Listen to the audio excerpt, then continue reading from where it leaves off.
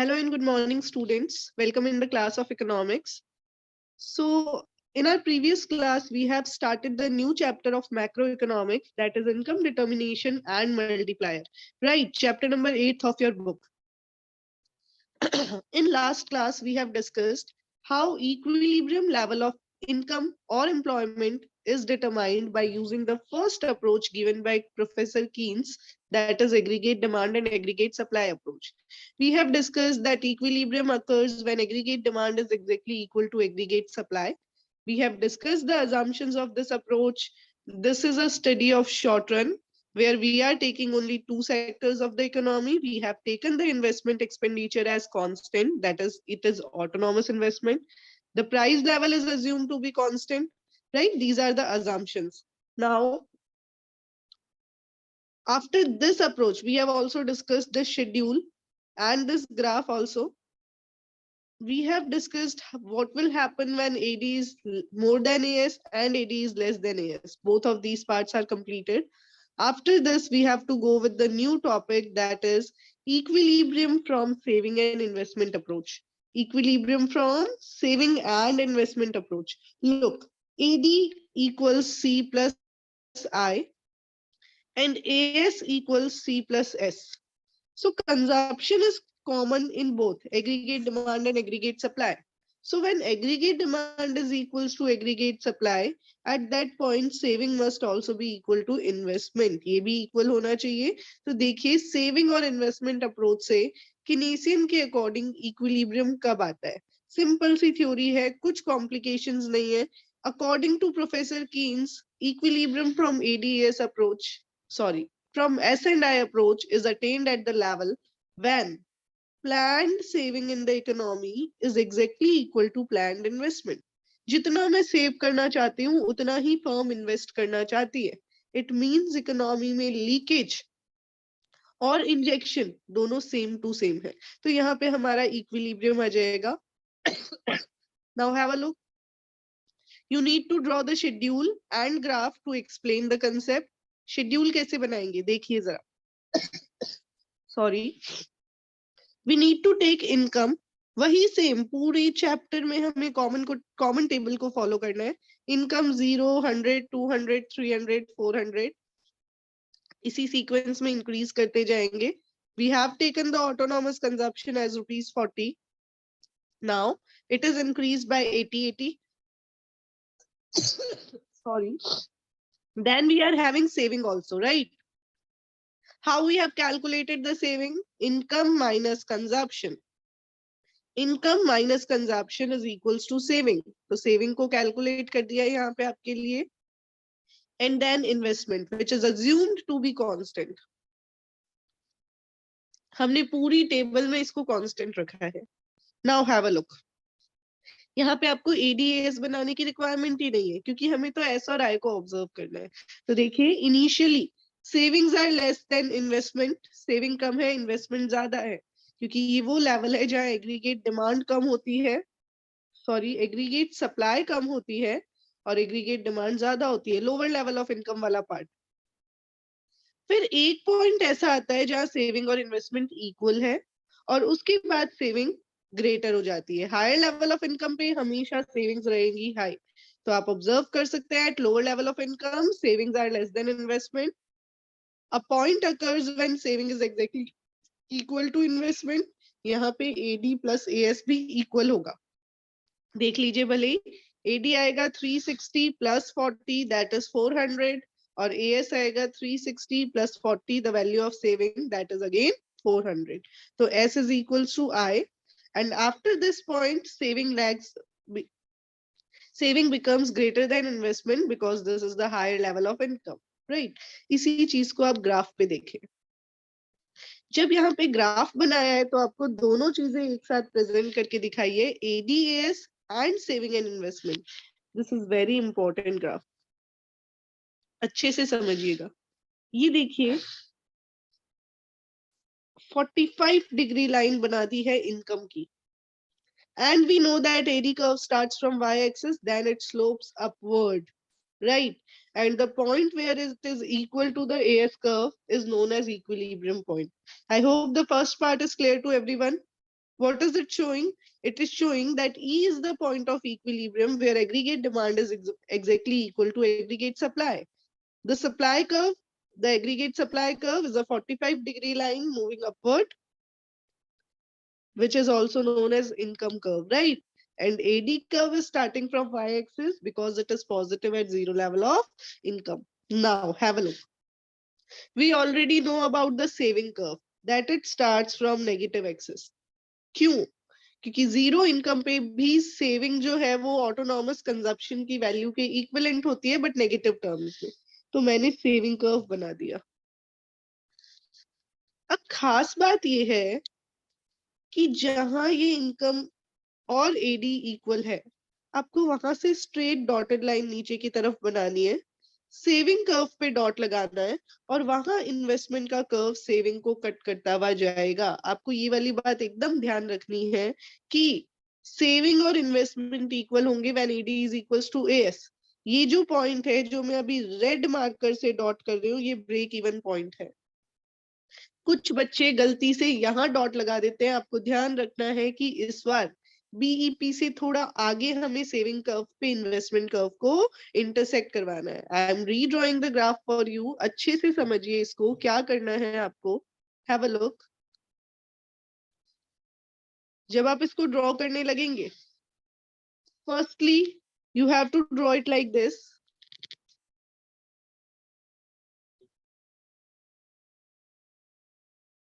A 45-degree income line मैं आपके लिए बना देती हूँ. ये रही 45-degree line of income. This is the aggregate supply curve.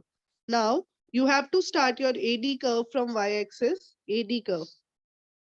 This is my aggregate demand curve. अब नीचे की तरफ आप सेविंग का ग्राफ बनाएं. मैं यहाँ बहुत शॉर्ट पे बना रही हूँ क्योंकि मोबाइल की स्क्रीन पे है. Have a look.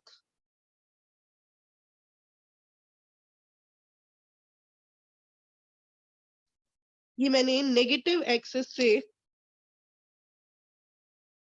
Saving curve बनाया, थोड़ा सा अलग. Give me a second. Wait for a second. I will just redraw the graph for you.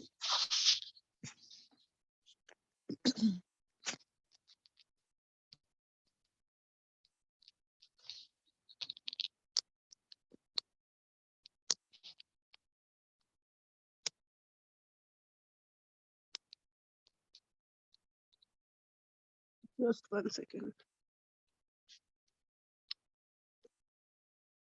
Yes. Now have a look.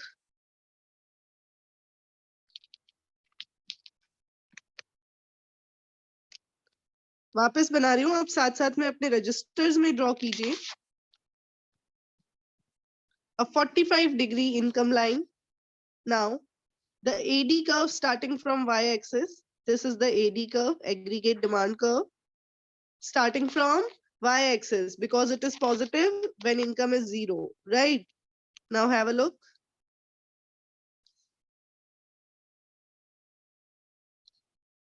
नीचे की तरफ आपको सेविंग का ग्राफ बनाना है.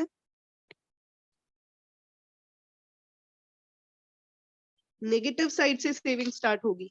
बुक में जैसा भी बनाया हुआ, आपको कुछ की पॉइंट्स ध्यान में रखने हैं. वो ये कि ये जो गैप है इससे कम होना चाहिए सेविंग का इंटरसेप्ट. मैंने क्यों अलग से आपको बना के दिखाया, क्योंकि बुक में ये ऑलमोस्ट इक्वल है बट कंसेप्चुअली यू नो कि एडी से कुछ कम रहेगी नेगेटिव में सेविंग की वैल्यू. क्यों कम रहेगी नेगेटिव में वैल्यू? क्योंकि एडी में ऑटोनॉमस इन्वेस्टमेंट भी इंक्लूडेड है, राइट? बट सेविंग की इनिशियल वैल्यू कंजप्शन के इक्वल होगी, ऑटोनॉमस कंजप्शन के इक्वल नेगेटिव सेंस में. तो बुक में ये इक्वल सा है बट आपकी कॉपी में ये इक्वल नहीं होना चाहिए, otherwise CBSE will be deducting your marks. तो you must draw the diagram conceptually.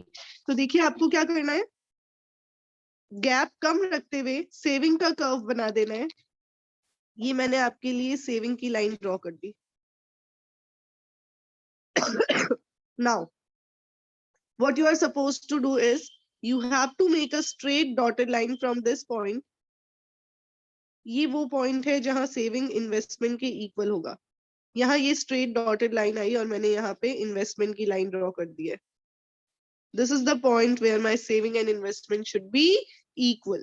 आप प्रॉपर स्केलिंग लेके प्रॉपर ये ग्राफ ड्रॉ करेंगे. क्या की पॉइंट्स है? नंबर 1, ये जो गैप है इससे कुछ कम गैप यहाँ पे रखना है. नंबर 2, ये जो इक्वल है यहाँ पे सेविंग और इन्वेस्टमेंट इक्वल लाना है. ये ब्रेक इवन पॉइंट इस पॉइंट से थोड़ा सा पहले ही आ जाता है जहां कंजप्शन इनकम के इक्वल होता है, राइट? तो ब्रेक इवन पॉइंट थोड़ा पहले आएगा. This is the BEP point. और इक्विलिब्रियम पॉइंट थोड़ा सा आगे जाके आएगा. I hope it is clear to all of you. आगे देखिए, कुछ छोटी छोटी चीजें बुक में मेंशन नहीं की हुई होती, वो आपको मेंशन करनी होती है, आपको ध्यान में रखना होता है. जैसे कि बीईपी पॉइंट बुक ने नहीं लिख के दिया है. Where is the BEP point? You have to write it by your own. Book में ये गैप और ये गैप इक्वल है. You are not suppose to take it equal. आपको सेविंग यहाँ से स्टार्ट करनी है. I hope it is clear. क्यों यहाँ से स्टार्ट करनी है ये भी आपको समझ आ गया होगा, क्योंकि ये अगर एडी है तो ऑब्वियसली कंजप्शन तो यहीं तक आया होगा, बाकी तो इन्वेस्टमेंट होगा. तो आपको सेविंग का कर्व बनाते टाइम ये बात इंपॉर्टेंट पॉइंट के फॉर्म में रिमेम्बर एकदम अच्छे से करके रखनी है. आगे देखिए, ये इक्विलिब्रियम का ग्राफ हो गया है, आपने बता दिया है. अब इसके बारे में कुछ पॉइंट्स लिख के दिए हुए हैं. That economy is at equilibrium at point E. Here AD is equals to AS and S is also equal to I. Aggregate demand aggregate supply के equal है, saving investment के equal है. अब ये आपको पूछते हैं what will happen if savings are more than investment. Normal equilibrium condition तो ओवर हो गई है. इक्विलिब्रियम कहाँ आ रहा था? वो ओवर हो गया. ठीक है. अब ये आपको पूछ रहे हैं कि अगर बाय चांस सेविंग इन्वेस्टमेंट से ज्यादा रहती है तो इकोनॉमी में क्या होगा? So have a look everyone. If planned saving is more than planned investment, it means after point E, savings are more than investment. उस सिचुएशन में क्या होगा? दिमाग लगाइए. लोग सेव ज्यादा कर रहे हैं, इट मीन्स लोग डिमांड कम कर रहे हैं. इसका मतलब है फर्म की इन्वेंट्री इंक्रीज हो जाएगी. जो स्टॉक उनके पास था गुड्स का, जो उन्होंने सोचा था कि सेल कर पाएंगे, वो उसको सेल नहीं कर पाएंगे, वो उनके पास रह जाएगा, राइट? तो ऐसी सिचुएशन में when savings are more than investment means people are planning to incur less expenditure on consumption. Producers will left with undesired inventory stock. और जब उनके पास undesired inventory stock होगा, then they will plan less output.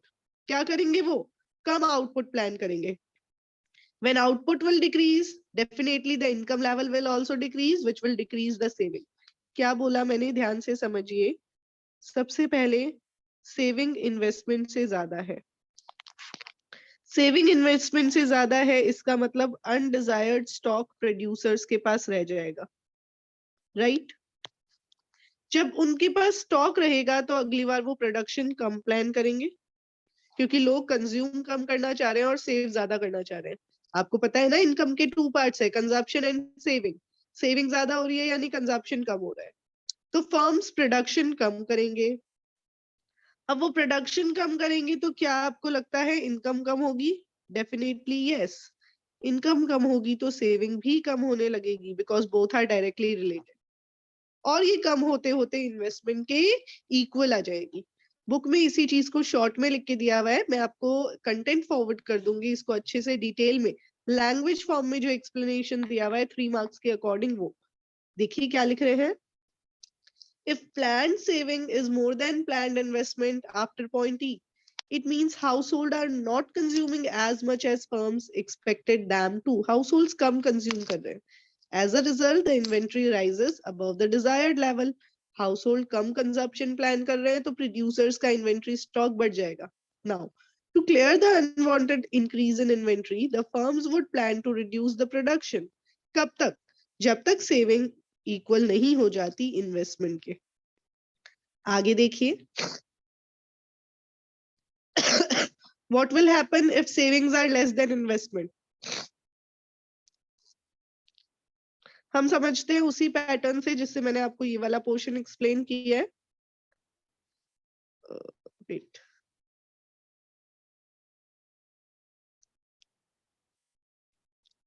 Yes, देखिए, this time saving is less than investment.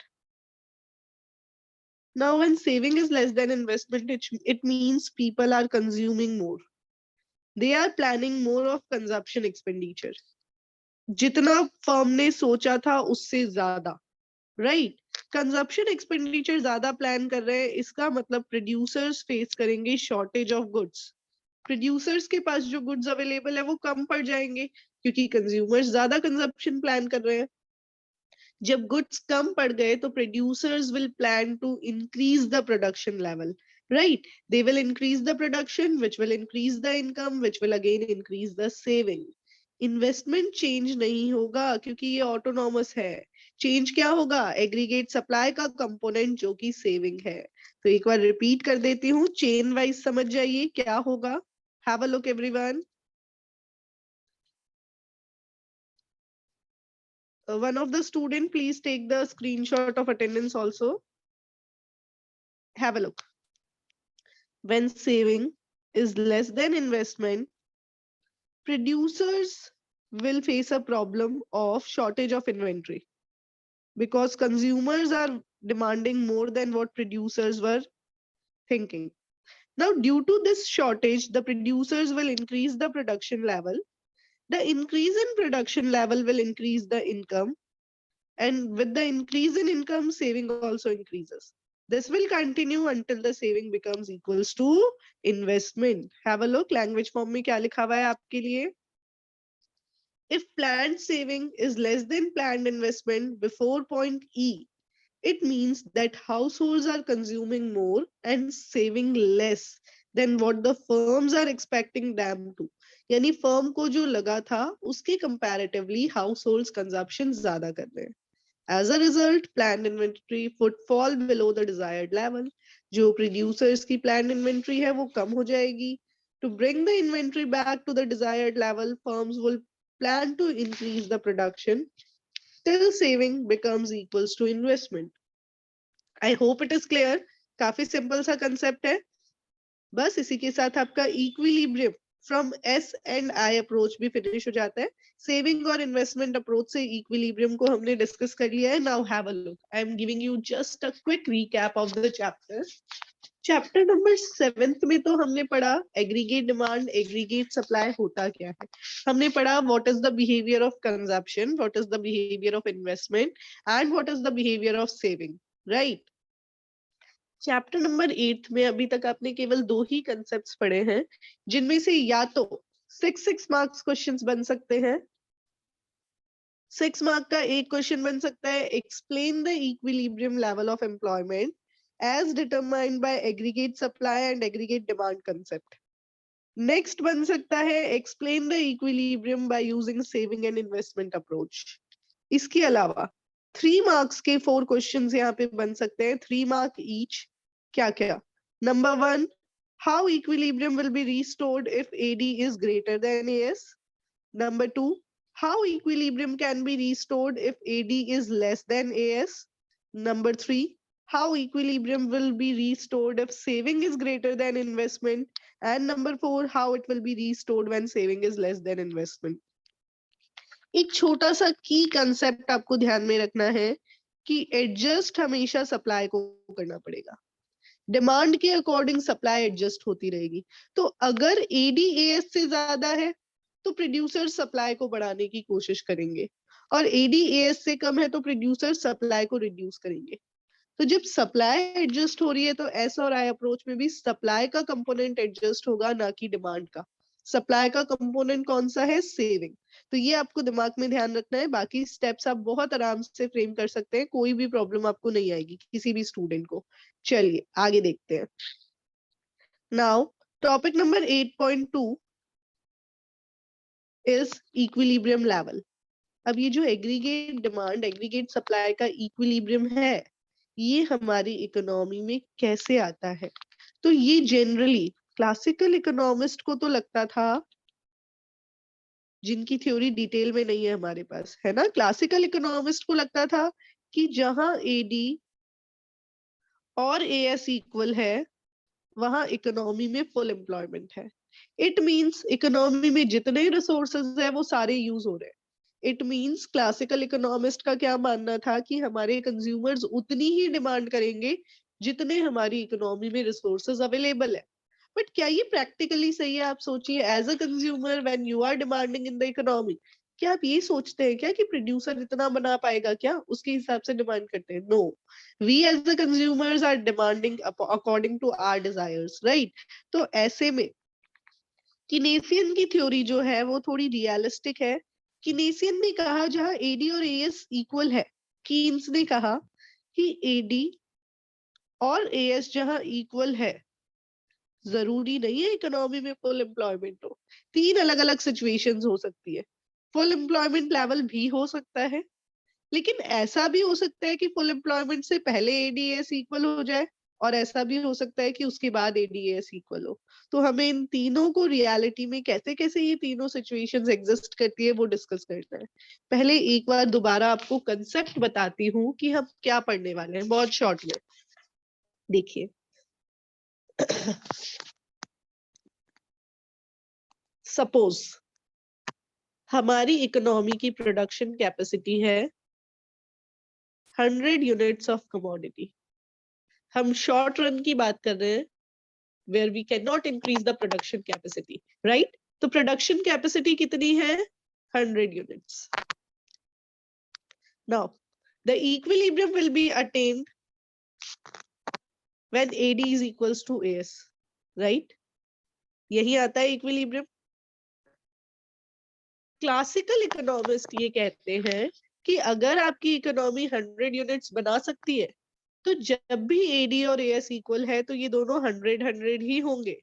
यानी आपकी economy reality में 100 units बना रही होगी। लेकिन कीन्स ने कहा नहीं, ऐसा हमेशा हो ये जरूरी नहीं है।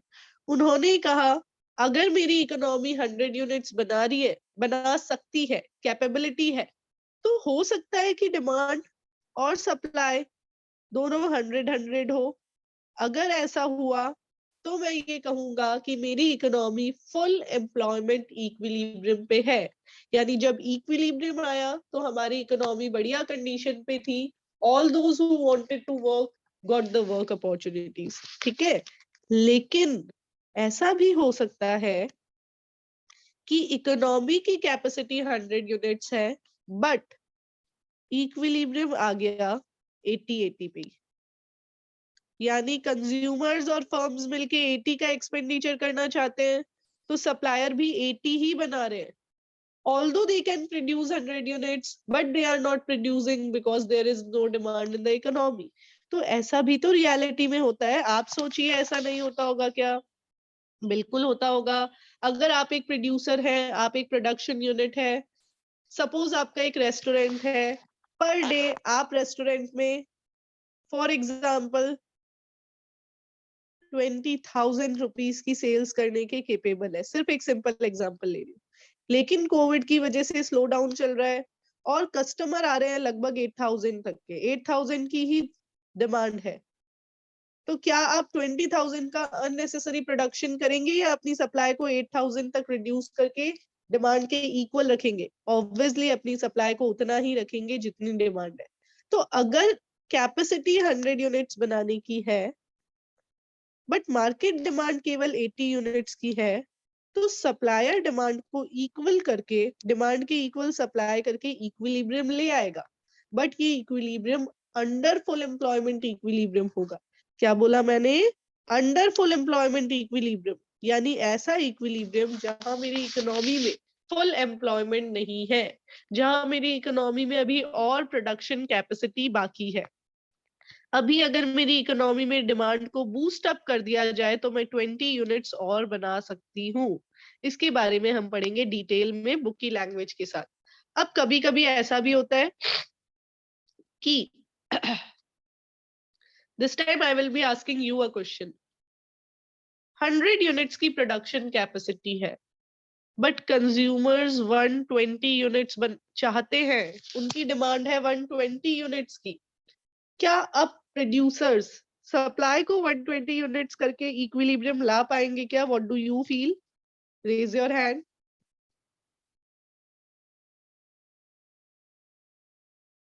नो वन, थोड़ा सा दिमाग लगाना है।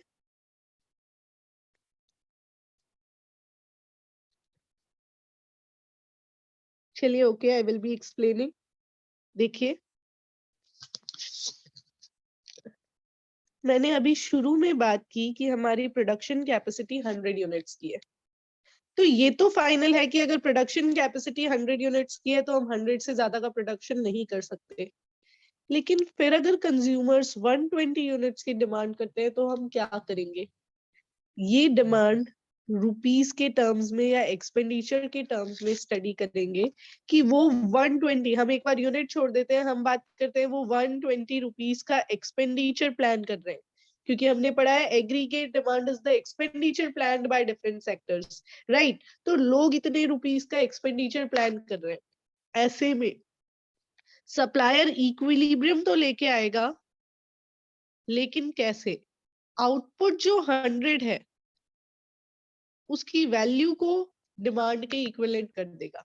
यानी यूनिट्स अभी भी पहले जितनी है, लेकिन उन यूनिट्स को मैंने कॉस्टली कर दिया। इन्फ्लेशन आ जाएगा हमारी इकोनॉमी में। क्यों? क्योंकि प्रोडक्शन कैपेसिटी इंक्रीज नहीं की जा सकती, लेकिन एक्सेस डिमांड होने की वजह से मैं क्या करूंगी, मेरे गुड्स की वैल्यू बढ़ा दूंगी, ऑटोमेटिकली बढ़ जाएगी। मार्केट में डिमांड ज्यादा होगी तो गुड्स की वैल्यू इंक्रीज हो जाएगी। देखिए जरा आपकी बुक की तरफ से क्या लिखा हुआ है। Full employment equilibrium. Very simple. It refers to a situation when AD is equals to AS at full employment. यानी ये एग्रीगेट सप्लाई और ये एग्रीगेट डिमांड, ये दोनों इक्वल है। और जहां ये इक्वल है, ये OQ लेवल ऑफ आउटपुट हमारी इकोनॉमी में फुल एम्प्लॉयमेंट को शो कर रहा है कि all those who are willing to work and who are capable of working are getting work at this point. Simple सी बात है। आगे देखिए, under employment equilibrium. Under employment equilibrium समझिए बहुत ध्यान से। ये एग्रीगेट सप्लाई का कर्व है, ये एग्रीगेट डिमांड होनी चाहिए थी अगर आप ये चाहते कि इकोनॉमी में फुल एम्प्लॉयमेंट रहे। बट रियलिटी में मेरा एग्रीगेट डिमांड का कर्व इससे थोड़ा सा नीचे आ गया, तो ये अंडर फुल एम्प्लॉयमेंट इक्विलिब्रियम है। मैं आपके लिए एक बार बना देती हूँ ग्राफ, आपको ज्यादा अच्छे से समझ में आएगा।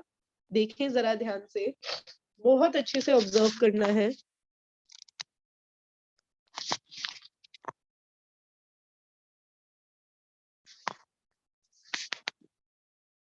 This is the 45 degree line indicating income और एग्रीगेट सप्लाई, राइट? अब देखिए, ये जो ब्लू लाइन मैं बना रही हूँ, इतना एडी मुझे चाहिए था इक्विलिब्रियम मेंटेन करने के लिए। फुल एम्प्लॉयमेंट इक्विलिब्रियम मेंटेन करने के लिए I wanted the AD to be at this level. ठीक है, यानी अगर इतना आउटपुट प्रोड्यूस होता इकोनॉमी में तो मेरी इकोनॉमी में फुल एम्प्लॉयमेंट होता। लेकिन रियलिटी में अभी लोग इतना ही डिमांड कर रहे हैं, कुछ कम डिमांड कर रहे हैं। ये एक्चुअल एडी है, ये ऊपर वाला डिजायर्ड एडी है जो मुझे चाहिए फुल एम्प्लॉयमेंट मेंटेन करने के लिए। यानी 100 यूनिट्स की कैपेसिटी है तो 100 यूनिट्स की डिमांड होनी चाहिए थी, तो फुल एम्प्लॉयमेंट इक्विलिब्रियम आता। बट एक्चुअली किसी भी सिचुएशन की वजह से, जैसे अभी कोविड की सिचुएशन की वजह से, कंज्यूमर्स और फर्म्स मिलके कम एक्सपेंडिचर प्लान कर रहे हैं, इतना ही प्लान कर पा रहे हैं, तो इक्विलिब्रियम तो यहाँ भी आ जाएगा। बट ये जो इक्विलिब्रियम आया है, जो मैंने ग्रीन लाइन से आपको शो किया है, ये अंडर एम्प्लॉयमेंट इक्विलिब्रियम है। अगर हम यहाँ रहते तो फुल एम्प्लॉयमेंट इक्विलिब्रियम होता, बट प्रैक्टिकली हम यहाँ हैं ई डैश पे, जो अंडर एम्प्लॉयमेंट इक्विलिब्रियम है। इस सिचुएशन में इकोनॉमी में डिफ्लेशन आने लगता है और गवर्नमेंट का इंटरफेरेंस जरूरी हो जाता है to cover up the situation, जो हम पढ़ेंगे नेक्स्ट चैप्टर में। अभी आप इसको अच्छे से ऑब्जर्व कीजिए कि आपको क्या समझ में आ रहा है। देखिए जरा ध्यान से, वापस से मैंने आपके लिए ये बुक वाला ग्राफ ओपन कर दिया है। This is the AS curve, this is the desired AD. इतना मुझे चाहिए था फुल एम्प्लॉयमेंट इक्विलिब्रियम का पॉइंट, पर रियलिटी में क्या हुआ, एडी से कम है, ये लेवल है। एक्चुअल एग्रीगेट डिमांड ये है, तो ये शो कर रहा है अंडर एम्प्लॉयमेंट इक्विलिब्रियम को। Give me a thumbs up if it is clear to all of you.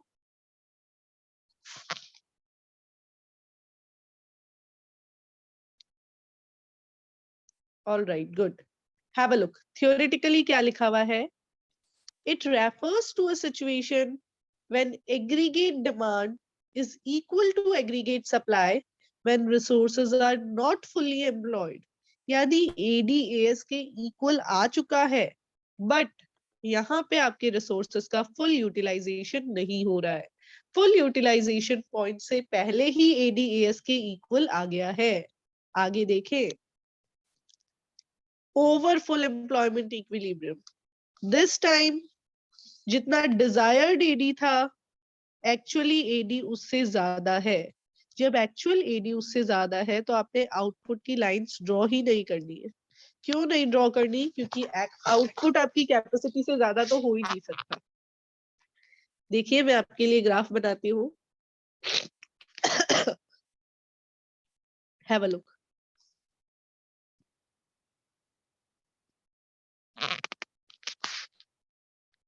This is the 45-degree income line.